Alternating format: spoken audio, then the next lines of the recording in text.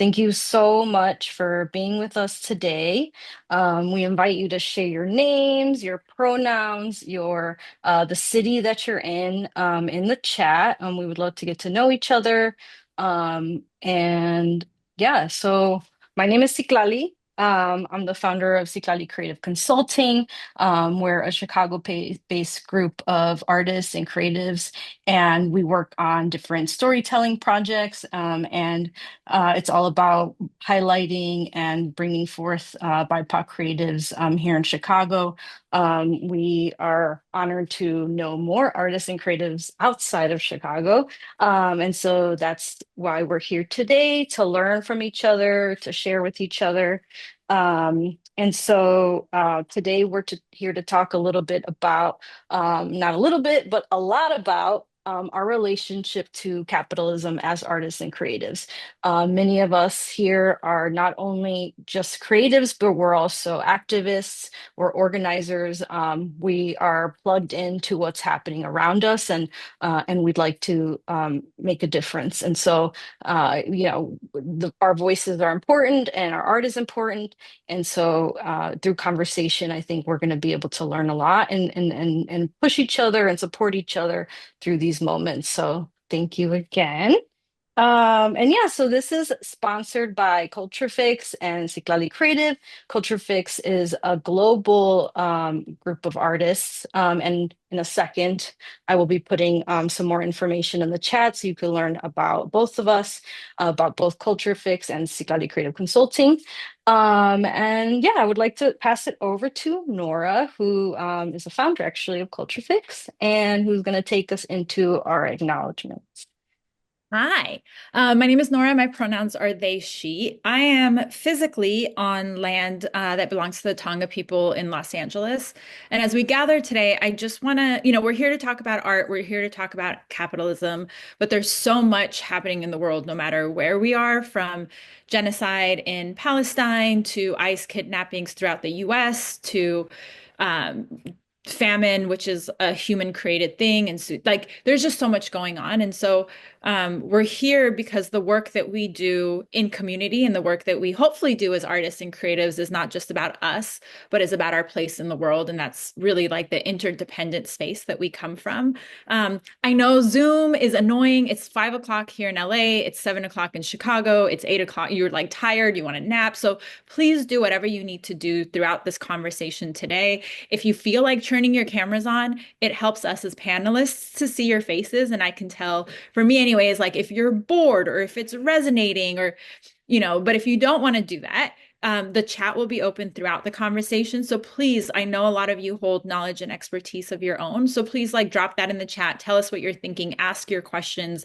This isn't like a hold your questions until the end type of panel. And you're like, well, fuck, now I'm bored and disengaged.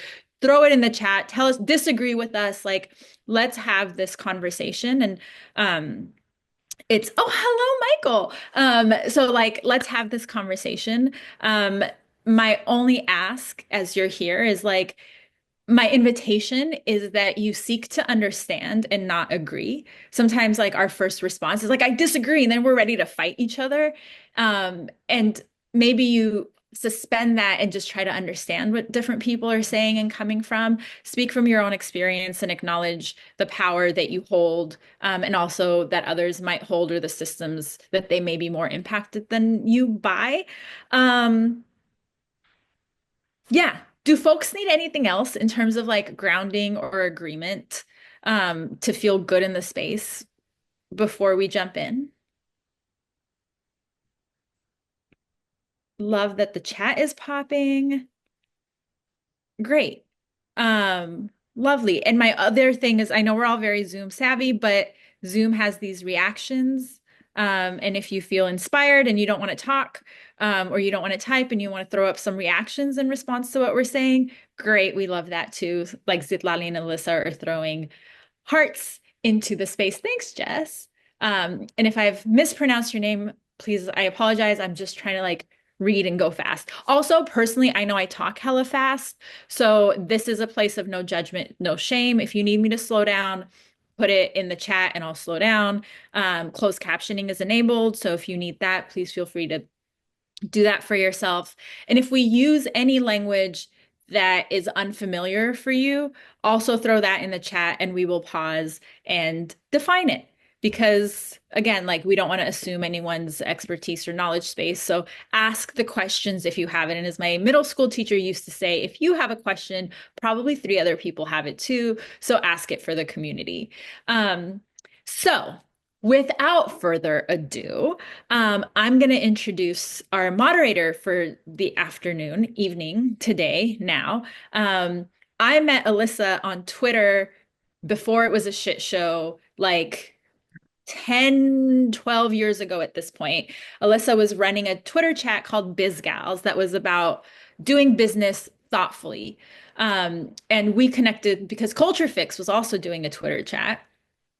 And over the years, we've worked together in different capacities. And Alissa now runs the Transform Business Grant, which is a wealth redistribution grant that gives away $1,000 to anti-capitalist, social impact focused businesses or projects run by systemically marginalized people, and does a year of business coaching. So thinking about um, wealth and redistribution in different ways. Zitlali is putting in the chat bios for all the rest of us. Your panelists tonight are me, our Tesh, our Danbee, our Monica, and you all have met Zitlali already. So you will get to know us. We're going to skip the whole like reading panelist bios, but please internet stalk us and slide in the DMs or emails respectfully. If we say anything that's interesting to you or you want a consultation or a commission or whatever it might be, okay. I will invite everybody to take a breath before we get started. An inhale, an exhale. Zitlali's muted, but she's hitting the sound bowl for us so we all feel it in spirit. And Alissa, I will pass it over to you. Thank you so much, Nora. I'm so pumped to be here tonight with you and all of our other panelists. This is going to be a great conversation. As Nora mentioned, Zitlali's dropping bios in the chat, so please take a look at those for all of our speakers. Hit their links and follow them on Instagram, and we'll jump right in if everybody's ready. So I'm just going to kick it off strong. We're here to talk about art and capitalism. What is that intersection between art and capitalism? Like, where do these two things come together? And how do you see that play out in the areas that you all are making art and creating in?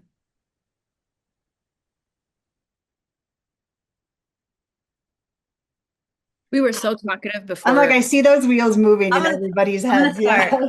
I'll kick us off. All right, Um, Monica. I'll do my best because this is such a huge topic that I'm like, there are like pages long notes that I have that I'm like, I'm just gonna try to like hit on a few things. But thank you for bringing us together. First of all, I really appreciate the space to have this conversation in this moment. Um, I think this conversation is gonna have a lot of like yes and um So, yeah, I think capitalism is inherently exploitative, right? It is inherently everything it touches, it corrupts. We know that. And I think a lot about how capitalism denies people of agency. It denies people of the ability to choose.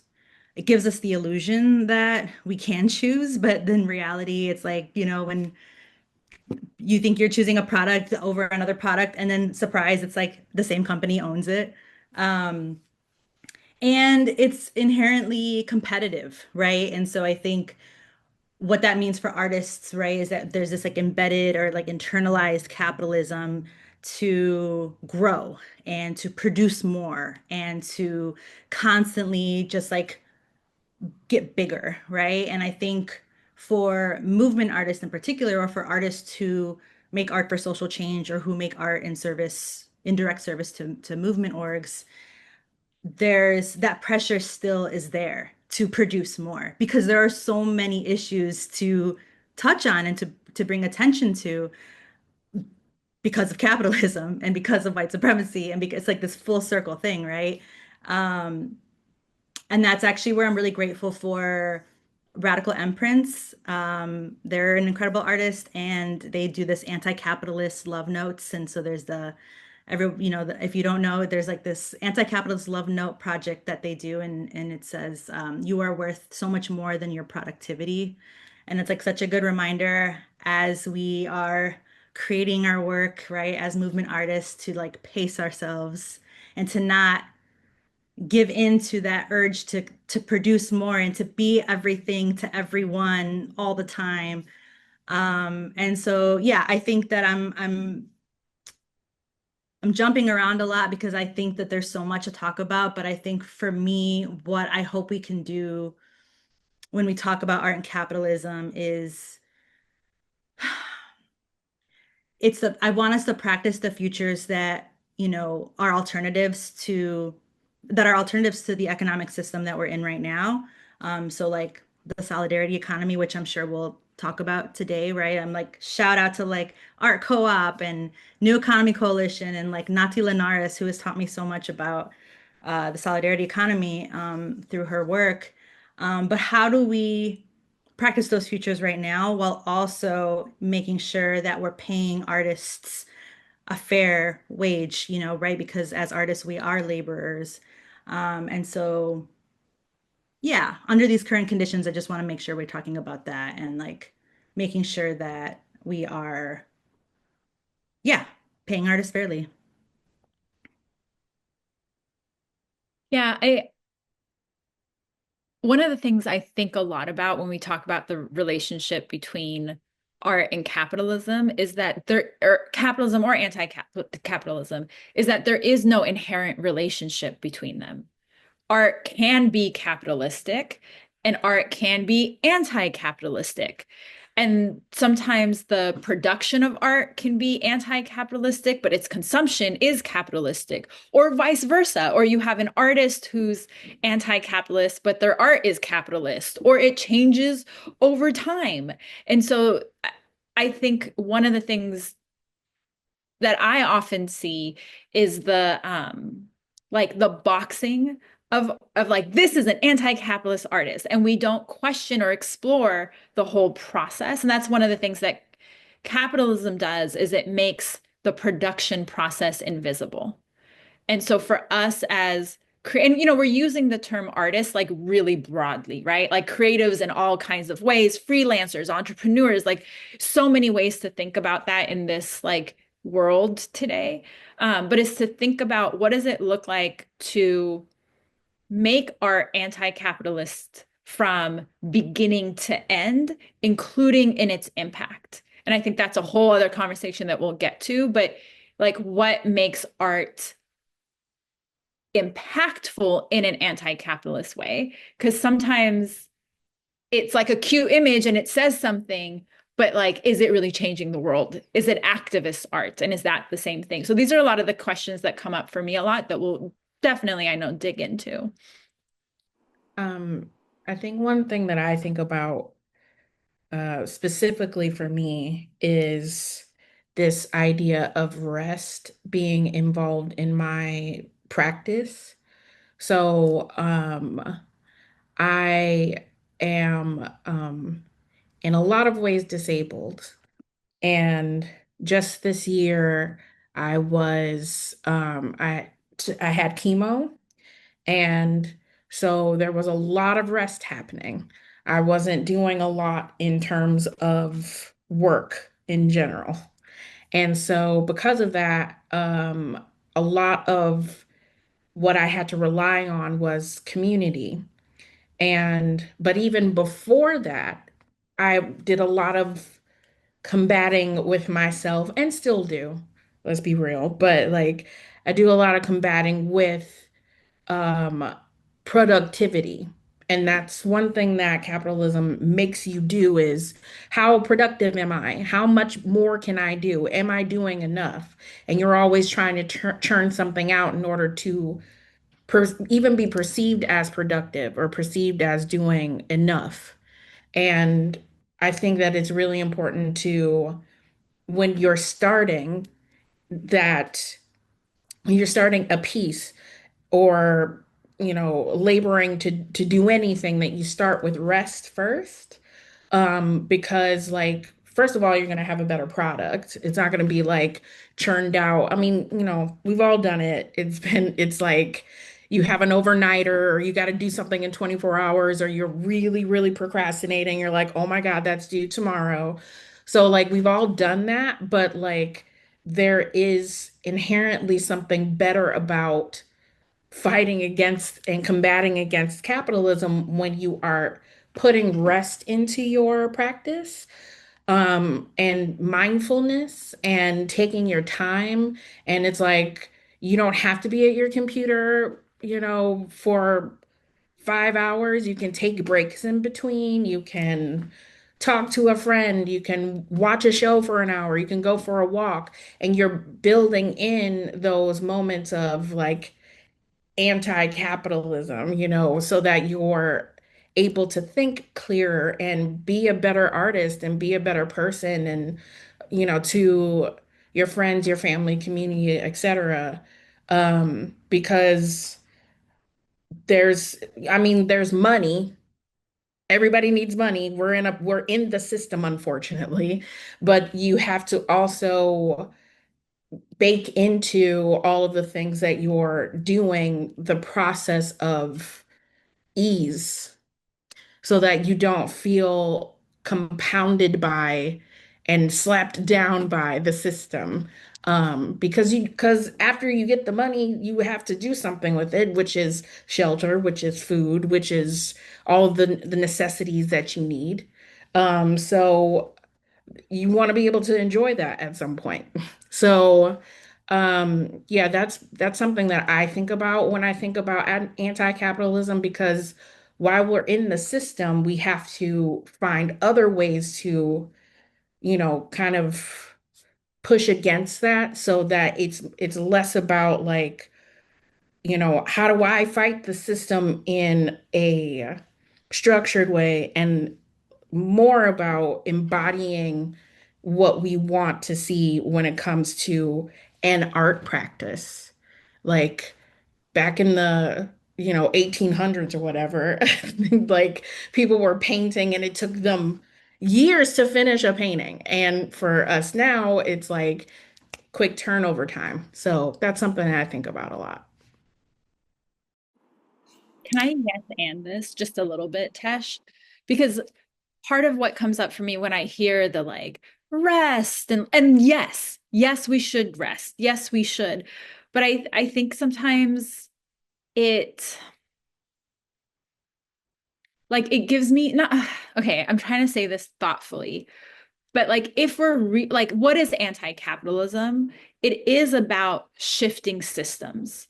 And if we're going to have this conversation, I think the nuance of how much of this is about allowing ourselves to survive within a violent system, and anti-capitalism, colonialism, white supremacy, ableism, et cetera, is violent.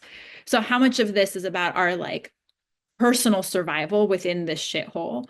And then how much of it is actually shifting and changing the system? And then what's the relationship between the two? Because there is a space where people will just rest their way into their privilege and comfort, right? Like some of y'all don't need to rest. Some of you need to actually work a little bit harder. Like some of you don't need more like spa days and self-care. Some of you need to be like deeper in community and intersectionality. And so that because I think these words have meaning. And if we're not rooted in the meaning and like the verb of them, they become cute descriptives or descriptors, and like people build brands off of them, but it's not actually something put into practice. So I'm not saying like ease and self-care and stuff isn't important, but the nuance between what part of it is personal, what part of it is political, what part of it is internal, what part of it is external, how do we actually define and measure change, and then how did this all fit together, is part of where art gets co-opted and is fed to us as look at how activist this is, when in reality it's just more Basquiat's being sold at a so that they're making like cheap merch to go into a landfill, right? And we've seen this with like some of the biggest, right? Like I have a pet peeve about Keith Haring, whose work was so subversive and is now being sold at Uniqlo without any history of what that meant for like HIV work. So just making sure that that balance doesn't get, those nuances don't get lost, because that's how, right? The aesthetics without the power and the politics is how art gets co-opted. And then that undermines the impact that we're all trying to make. All right. Well, then I will put an asterisk around that and say for BIPOC and marginalized groups of people, because I am a Black woman who is also queer, who is also disabled. So that works for me because I have to. I have to work in a framework of rest because all the stuff that's going on outside affects up here and then I can't work. So I have to shut out certain things in order for me to do what I need to do in order to keep a roof over my head and have all these nice things in the background because I'm doubly, triply, quadruply affected by the things that are going on outside. So I'll say it like that. I'll add an asterisk to it.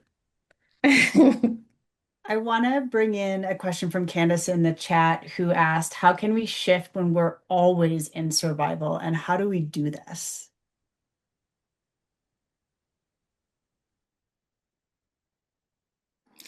I wanted to try to answer that question, but before I get to that, I wanted to follow up with what Tesh said because I think what they brought into the space is really vital, and I would like to linger there.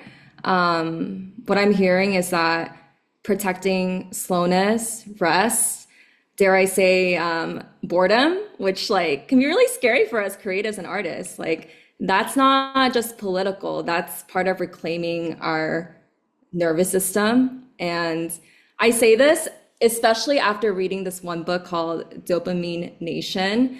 So one of my favorite topics is dopamine and like the neuroscience of that and how that is related to addiction. And there's so much of that that's connected to like AI and social media and like all sorts of ways that we can be, that capitalism has hijacked our dopamine systems to keep us producing and consuming at such an unsustainable pace. And so I know I'm only adding to the many questions that have already been asked in the space, which I will not pretend to have any sort of solutions or answers. But I guess like for me in my own like creative practice as someone who is in the intersection of organizing and creativity is not how do we produce more, but how can I let something or we let something contract so that something truer has room to grow, because we can't expand and grow all the time. Like that is capitalist logic that has extracted our planet and our people, right? There are seasons of decay, of death, of stillness, of contraction, where nature moves by. And if nature is creation, us as creations and creators are not immune to that nature. That all sounds very poetic. In practice, I'm still kind of figuring out what that means, but I just wanted to continue like uplifting those concepts. I think those ideas that we wrestle with and nuance and find contradictions in, I think that really matters in our creative space because we are in creation, we are creations, and we are creators too. Yeah, I just wanted to add like the things that were coming up to me that are a little bit unorganized at the moment, but there it is. Thanks for that. There's something that you said that I thought was really great, which was about this season of like composting and or contracting and making things smaller, right? That not everything has to be big all of the time. And a couple other panelists also touched on this, right? Which is this idea in capitalism that more is better, more, bigger, greater, more expensive, all of these things that we are conditioned around. And so bringing that back to Candace's question, how do we get out of that?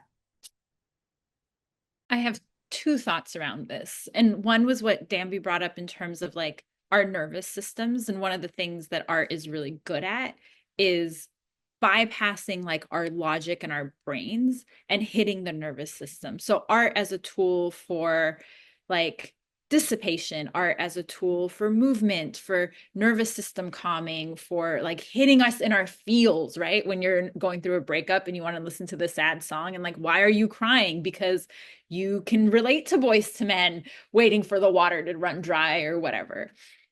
So I think there's value in that, right? Art as like the place where we can emote and feel and what that can do for our nervous systems. And then I think the piece about how do we survive under capitalism? And I think the first thing is like capitalism is so endemic that there are things that we just accept and we're like, well, that's just what it is and how it is. And if we like as a first kind of action step is to just start asking questions. And capitalism hates questions and systems of power hate questions, because if you start to question, then you can start to see where things can change and how they can be different. So this idea, like Alissa, when I heard you say, more, we see this in professional spaces too, right? Artists want to be the biggest gallery, the most showings, the highest, and it doesn't have to be that way. We can choose to say, hey, I want to be mediocre. And that is absolutely fine because the hierarchy of value is not based at like what gallery I'm showing at or how many Instagram followers my last art piece got.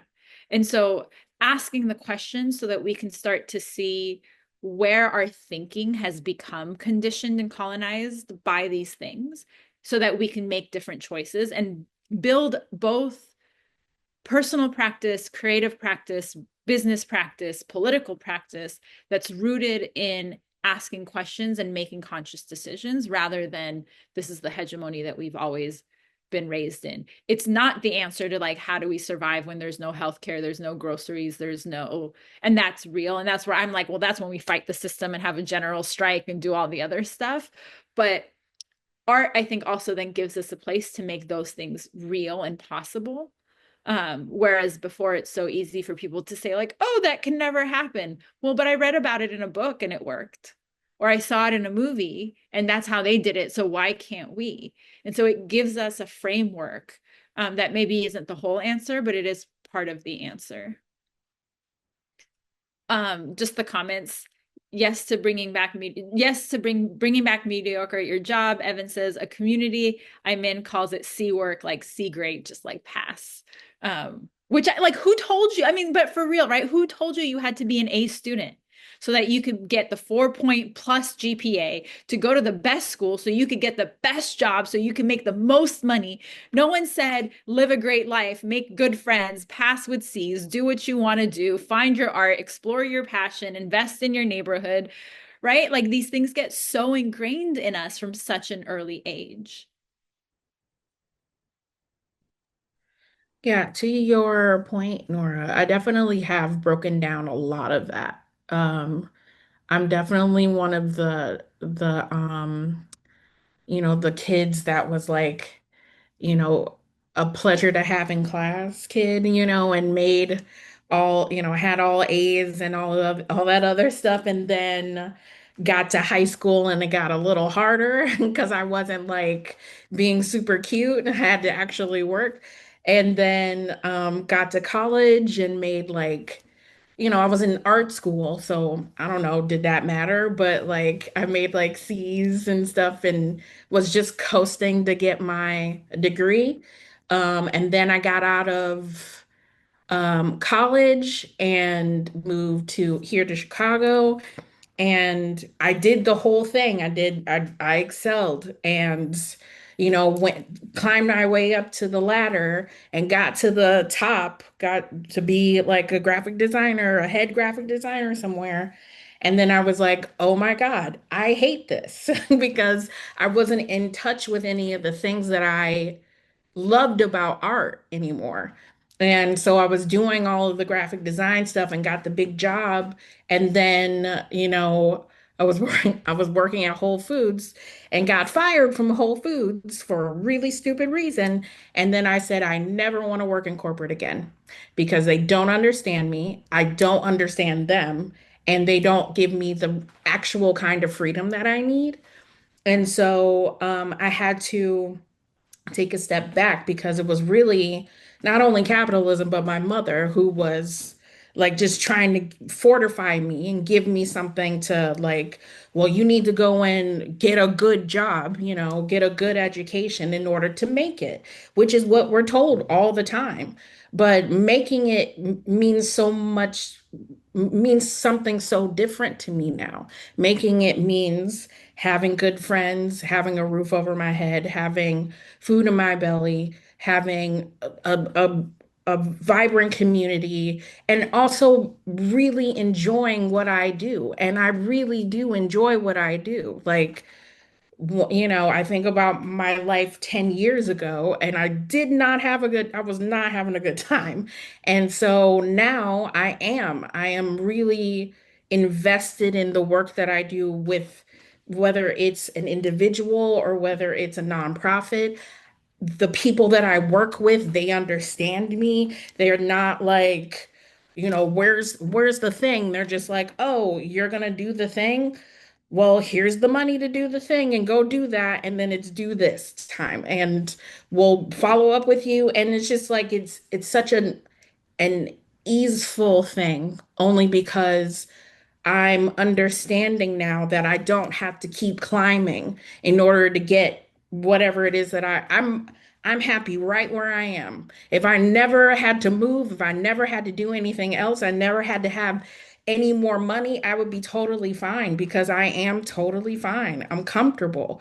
And I think that it's important to look at your life as like, where can I be comfortable as opposed to constantly trying to do more, be better. And it's of course important to have goals and strive for things, but it doesn't have to be based in this, constant, building or rebuilding of yourself. That's going to happen naturally as you get older. You're always changing and growing, but it doesn't have to be based on money. It doesn't have to be based on stocks or whatever the hell, but it's more an introspection, and I think the more, especially as an artist, the introspection is really important because it's like that's what's going to propel you to be whatever it is for more people to see you or whatever. It's not about like bigger, better,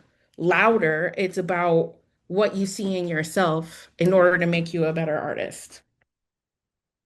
Or at least from my perspective, that's what I've learned. So, Danbee, did you have a thought? It was kind of to respond from earlier about like the artist and ego. And I wanted to bring it into the space because both me, Monica, and Tesh, we were part of the same artist collective. And I know it was in a couple of our bios, but I wanted to make sure that it was in the space.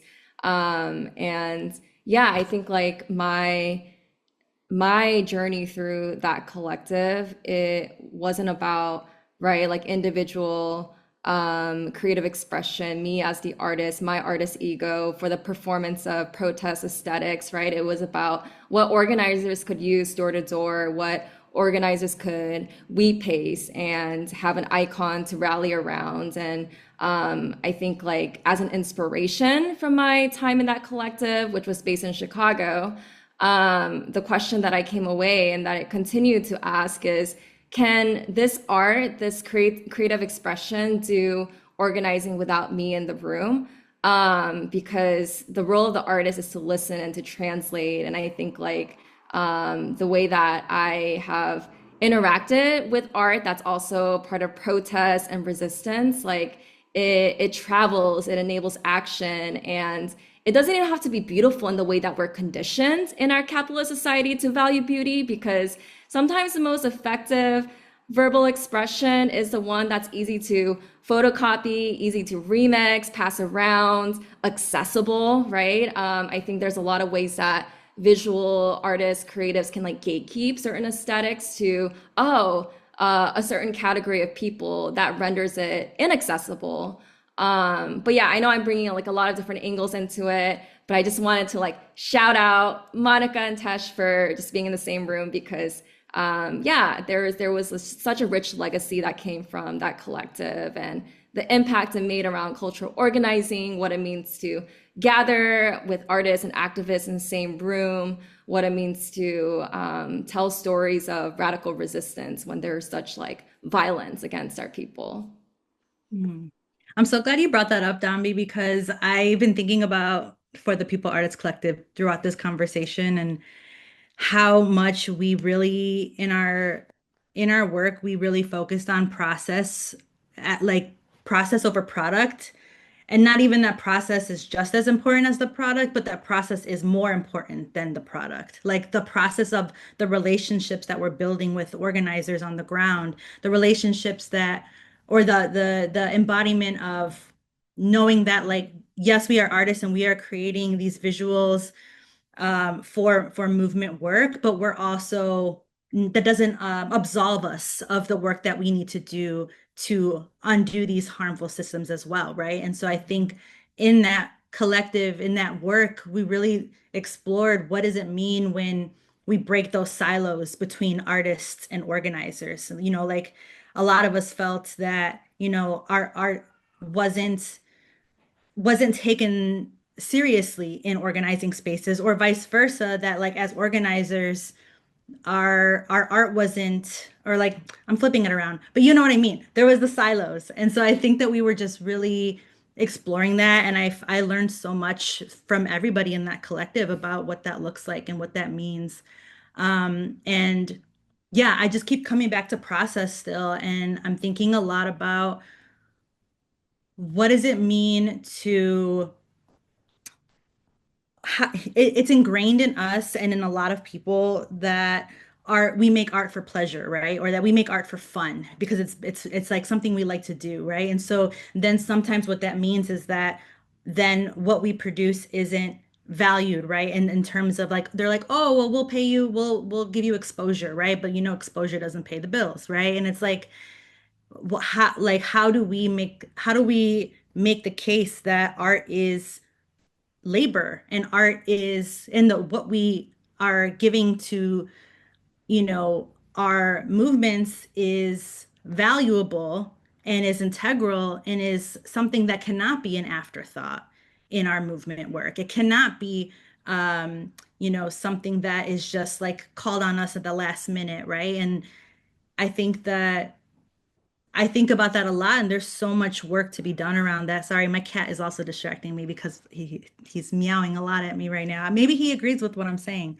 But then the last thing I wanted to say, because I'm like thinking about so much now, is Danbee, you brought up like how good design is accessible, right? And I think that it's the antithesis to, or it's the opposite of what capitalism does. Capitalism takes away agency, whereas good design and is gives people agency. It gives people access to information that might otherwise not be available to someone, right? But then what happens under capitalism is we get bad design because everybody wants to also there it becomes co-opted, right? Like, oh, I can make money doing this thing, let me do this thing, and then you end up with bad design because it's not accessible. It's all about the aesthetics and the like glimmers and glamours all over the art, right? And it's like, well, what are you trying to convey in your art? What is the message? And it kind of gets lost.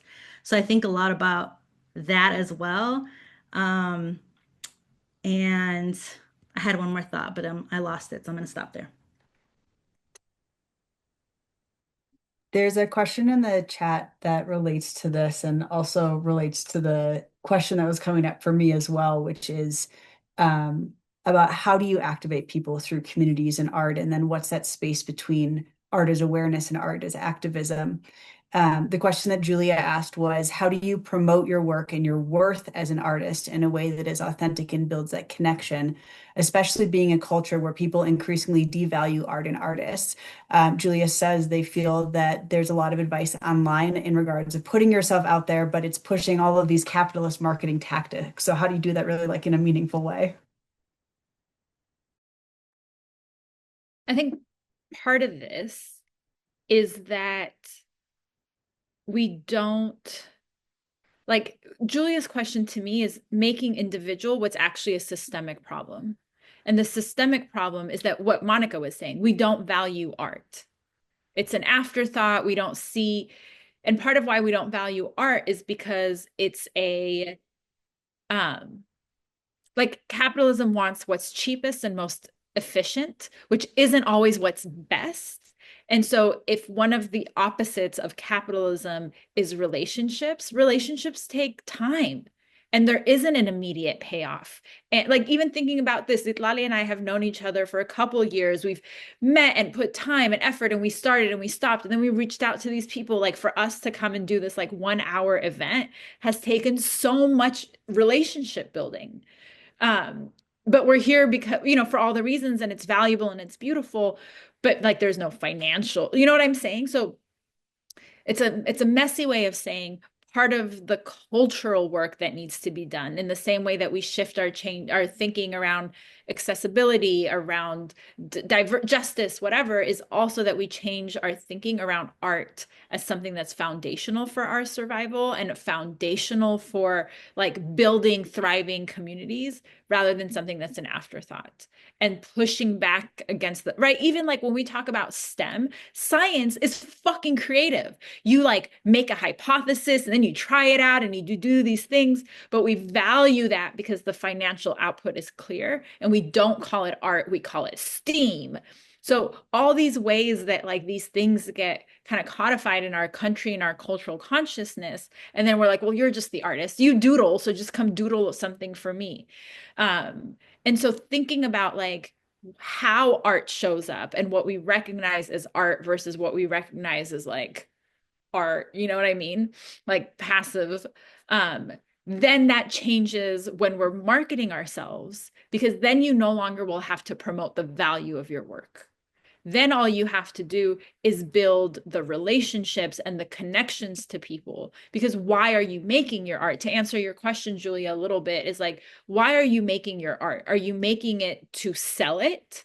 Or are you making it to create some kind of impact? And if you focus on the impact, whether that impact is like getting people to think about how universal basic income is actually much more possible, or you're creating art because you want to make more, visually accessible, whatever, like all the different reasons we make art, or is it to tell a story so someone can learn from what you've been through, then the marketing is actually just storytelling and community connection. And if you lean into the people piece of it, then the art means something different and does something different, and then people want it. Part of why we struggle so much with like marketing ourselves is because we're not marketing to people. We're trying to navigate AI and algorithms and bots and platforms that are actively designed under capitalism to separate us from each other.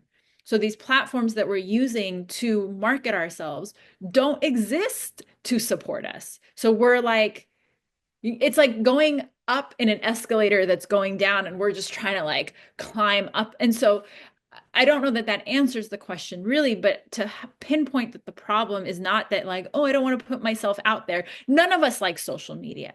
Like none of us are actually like, yeah, I love making reels and no, it sucks. I hate thinking about like, oh, did I post today? Like, so, and if you like it, shout out to you. I'm so happy for you. Like you have great, but like the problem is not you. The problem is that we're trying to exist in the system. And so maybe we just need to say, I will stop doing what I'm doing so that we can overthrow the system. And that's the part about like impact, where the question becomes like, what are you willing to sacrifice? How inconvenienced are you willing to be?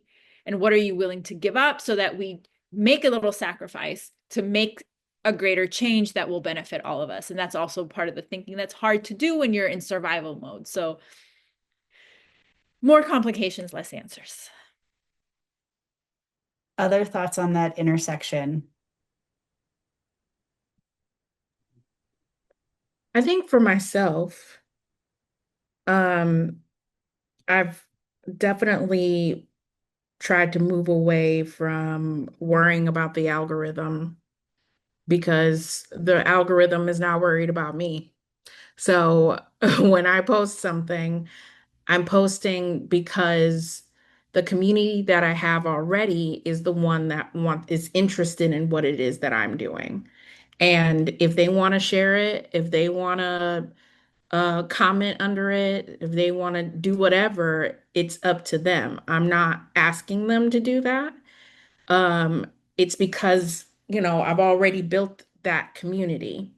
And, whether three people see it or 300, I'm pleased with the outcome. The outcome is that I did the thing. The outcome is that I shared my idea. The outcome is that I created this thing when I was in flow, and I was very happy with it when I came out of it. That's the whole thing. Like, the connection with people is a byproduct. Honestly, it's a byproduct of the thing that I did, because this thing that I've been doing since I was 8 years old is now my career, is now also something that I use to promote my thoughts and feelings around capitalism, around body positivity, around queerness, around blackness, around transness, et cetera, et cetera. And so these are just my thoughts, feelings, wishes, and hopes for the future. And while I'm still trapped in this system, I have a better perception and hope for the future. These are our grand wishes, hopes, and dreams for a future that we will never see. We're not gonna see that. We're gonna hopefully do what we can to break down capitalism and break down these really harmful systems, but we will never see them. And so we're just in a we're in a there's a foyer where we're sitting in this space where we're stepping out on something that people behind us, our ancestors all did this already. And now we're doing that too, because it's just collapsing on itself over and over and over again. And right now we're on this precipice where, like, we're really just about to fall over the edge. And on the way, even though there's a way down, there's also an ascendant. So, like, we're the ones that are, unfortunately, this is the generation that's going to have to be on the descent, and then there's going to be an ascent. And so, what we're leaving behind really is our thoughts, feelings, and wishes for what we want for the future. So, I don't worry about even though it's like, yes, of course, I have to worry about, like, making money because I'm in the system. And so I'm never going to tell anybody not to get a get a job in order to take care of yourself. Take care of yourself, get money to pay rent, etc. Outside of your artwork. But the work is um getting your thoughts and feelings out. And a when you connect with your community, that's the point. But it's literally a byproduct of what it is that you actually want to share, what you want to get out of yourself. Because a lot of what I do anyway is just that I'm getting a feeling out. I'm getting the anxiety out, the pain of whatever it is that's there. I'm transmuting it. I'm making it into something beautiful because I am an artist and that is what I do. But a lot of the time it's anxiety and frustration and fear, and somebody else is going to feel that. But also, we're not going to solve it tomorrow. So it's just about right now, what is it that you're going to do, and what is the product? And I don't mean product as in a capitalist product, but what is the product of the thing that you are feeling? And then when you share it, hopefully somebody will also feel that, but that's not the point. So those are just my thoughts on that. We're getting close to the end of our time together, and this has been just an incredible hour. I'm going to pass things back to Zitlali in just a minute. But before I do, for each of our panelists, in about 30 seconds, what are your last, like 30 seconds each? So, you've got like a little bit of time. But what are your last thoughts to leave folks with about this space where art and capitalism collide, about creating systems, building new systems outside of capitalism through art? And really, what does that mean? I know those are a lot of questions. So 30 seconds, who's going to go first? I'll go first because I'm seeing Monica's face be like, ah. Capitalism is not inevitable, and art from beginning to end can be a place that we can both practice and role model what a not capitalist world can look like and feel like and be like.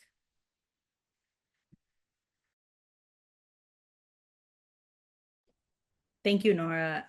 Yeah, my face was like, wait, there's so much more to say. I'll just say that as we explore and practice the futures that we want to exist that are not capitalism. I think that there are ways to have best collaboration practices between artists and organizations or, any group that you're working with. I'm going to drop a link in the chat. There's this guide that several movement artists put together called Building Irresistible Movements. And in this guide, it is a really helpful guide to help just really strengthen the relationship between artists and organizers as we create our art, including encouraging organizations to use fair fee structures that value art labor, and also fee structures that are based on sliding scales or based on organization budget or many other ways to navigate this capitalist system that still values artists' labor, but gives us a little bit of flexibility. Danbee, Tesh. Yeah, I can go. I'll just leave a question with this room, and it's a question I ask myself every day, which is, who am I responsible to, and how can I continue showing up? Yeah. Also follow Monica and Tesh on Instagram. Yeah, so I will say I've said a lot, but I'll just say that I think that it's important that we, as movement artists, connect with each other because we tend to do things very isolated. So I'm going to put in the chat. There is an artist collective that Monica started with me and also a couple other artists. And it is called Artists for a Radical Imagination.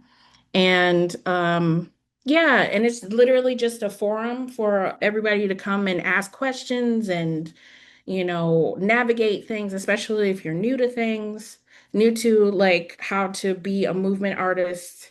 And yeah, just about navigation and connecting with people. And that's really important. So I hope that you will come and share and do all the things. Thanks you all so much. Zitlali, I'll pass it over to you for our closing. Well, we have reached the end. Thank you everyone so much for being here. It was awesome to see everyone shouting out where they're from in the chat, sharing their questions, discussing with each other. I was spamming you all with graphics about each of us. We are all over the internet. We're famous like that. And so we invite you to follow us. All the information is in each of the graphics about us. I'm gonna put the Zitlali Creative handle for Instagram in the chat. We're hoping to continue to do more collaborations in the future. So if you are an artist or creative in, either Chicago or anywhere, wherever you are, reach out to us. We would love to learn more. This was also with Culture Fix, which I know Nora has been putting info in the chat. And yeah, I want to thank my 2 cents. leaving this space is the idea of vulnerability and about how artists and creatives, we are sort of asked to put pieces of ourselves out in the world and then ask people to look at it and touch it and poke it and smell it and do all, all the weird, creepy things that we don't want. But like, and so like for me as an artist, and as an organizer and as a, entrepreneur, I'm thinking about that all the time, about how, I'm putting myself out there, and this was me practicing that. So thank you everyone for your support in that. You all were vital in me sharing, and the thing that you can poke at. So yeah, that's it. That's all we got. We will be releasing the the video once it's out. So you will get a link of that to that because you registered. Thank you so much, Alissa, for moderating. Thank you so much, Tesh, Monica, Danbee, and Nora. Yeah, wait, Don, you got it. How do the kids do it? Or they I do feel like this. this is not the cool way anymore. There's like a cooler way. Someone show There's me. this, Someone, there's does anyone got this, it? there's Oh yeah, this. there's that one. Yeah. Awesome. Thank you so much, everyone. Have a great evening, and hopefully we'll talk soon. Bye. Thanks, y'all. Bye. Bye.